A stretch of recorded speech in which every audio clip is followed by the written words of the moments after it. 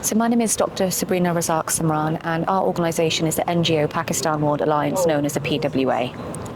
So we've been here in Geneva at the UN Human Rights Council for a side event discussing the human rights situation, or lack thereof, in Pakistan. We've been hearing individual cases.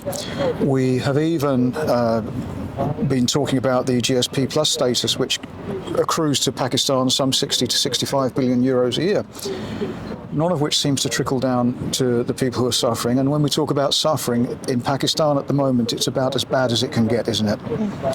Yes, absolutely. I mean, Pakistan at the moment is nothing short of an authoritarian fascist regime, and this is something that the European Union needs to acknowledge. And the first step to acknowledge that is for them to actually release the election report, which they are refusing to release because they believe it's in the best interest of the relationship with Pakistan.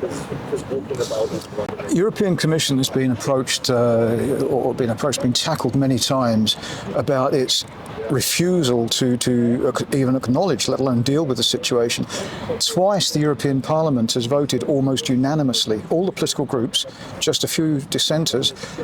We very rarely see this in the Parliament, to suspend GSP Plus status.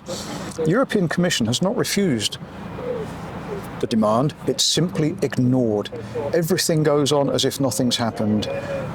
What do you think we can actually say to the European Commission to make them wake up and smell the roses?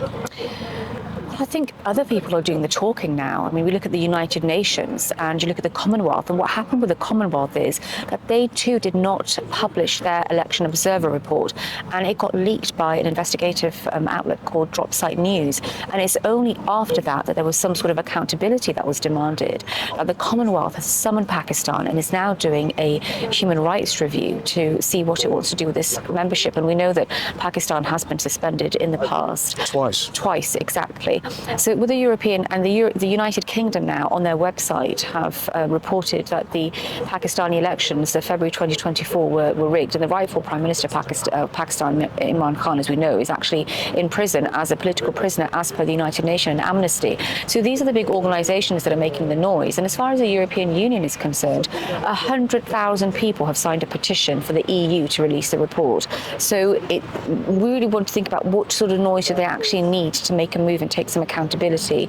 But the diaspora are activated now, as are NGOs, more than ever before, because the situation in Pakistan, whether it's the long-standing problems of the Baloch community, of minorities such as Christians, have always been there.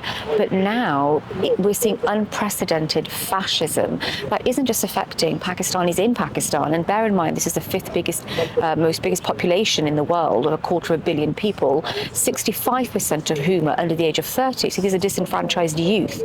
And we know from history what sort of dangers that can pose, not only to Pakistan, but to the rest of the world. But the fascism has now extended to beyond Pakistan's borders in transnational repression. And there are cases that are highly suspicious of Pakistan transnational repression, which have made it to the United Kingdom's anti-terrorism unit.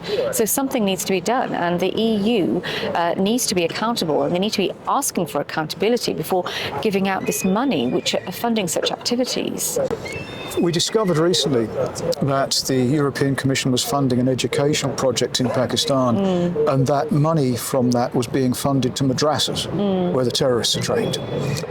When challenged about it, the European Commission came back to us and they said, yes, we do supply money that goes to madrasas, but we cannot possibly be held responsible for what is taught in them. Do you think there's some sort of problem, some lack of understanding in the Commission, that they really don't know what they're talking about, or are they just simply, they feel that they are so powerful in an EU context, they can just brush any criticism or any questioning aside?